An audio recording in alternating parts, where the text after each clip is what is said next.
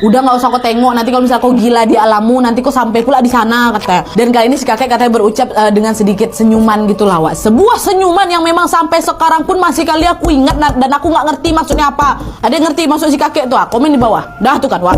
Jalan balik lagi nih kan siapa? Mas Andi ini. Nah, singkat cerita, Wak, setelah berpamitan dengan si kakek, Bang Andi pun mulailah mengendarai motor menyusuri kampung itu sekali lagi, Wak. Kan harus putar balik kan biar keluar dari kampung tuh lagi, dibanding kalau masuk-masuk atau salah lagi kan kata si kakek nggak boleh ke sana. Dan waktu udah mulai start jalan, terlihat dari spion motornya si kakek tadi tuh masih berdiri di posisi semula seolah sedang mengawasi Bang Andi gitu, Wak. Dan kata Bang Andi, Wak, perjalanan kali ini rasanya lebih beda kali daripada yang pertama, Nat. Awalnya waktu Mas Andi masuk kan kamu tuh sunyi, sepi kali kan. Tapi pas aku balik itu, Nat, mendadak di beberapa rumah tuh pintunya terbuka, macam-macam pula isinya, Nat. Ada rumah yang waktu aku lewat di depannya tuh seketika semerbak bunga wangi kali. Ada juga rumah yang waktu aku lewatin tercium bau anyir kali. Ada juga rumah yang pintunya terbuka dan terdapat banyak kali anak kecil bermain di halaman rumah tuh. Terus ada lagi rumah yang sebelahnya tuh terdapat delman dengan 2 kuda yang didandani macam mau pawai karnaval, Nat. Terus ada rumah yang halamannya terdapat kaki raksasa, Wak. Kaki raksasa yang saking besarnya sampai-sampai nggak berani aku noleh kepala aku ke sana, Nat. Nampak aku tapi dari ujung mata tuh, ada kaki raksasa. Terus ada lagi rumah yang pintunya tertutup, Wak, tapi di dalamnya terdengar ada banyak sekali suara orang meronta-ronta kesakitan minta tolong. Ada lagi rumah yang pintunya terbuka dan terlihat ada seorang wanita parubaya melambai-lambai ke arahnya Bang Andi.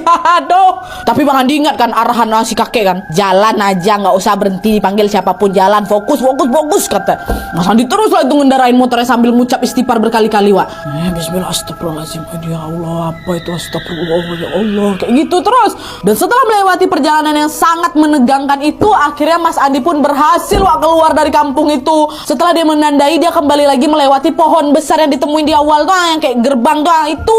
Wah, alhamdulillah keluar aku dari kampung nih. Mas Andi pun terus lagi mengendarai motornya hingga tiba-tiba kembali turun kabut, Wak. Sama persis kayak yang pertama kali dia alami itu sebelum masuk ke kampung tadi. Wah, ada kabut lagi, diterobosnya lagi, Wak. Sekitar 10 menit lah waktu itu Mas Andi ngerobos kabut, Wak. Dan seketika itu perlahan-lahan kabut pun menghilang dan Mas Andi betul-betul merasa lega karena motor yang sedang dia kendarai itu sudah berjalan di atas aspal lagi, bukan di atas tanah, Wak.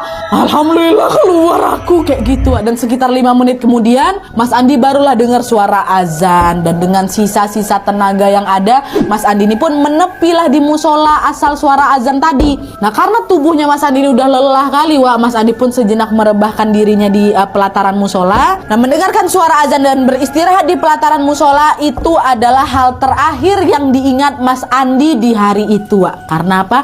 Karena setelah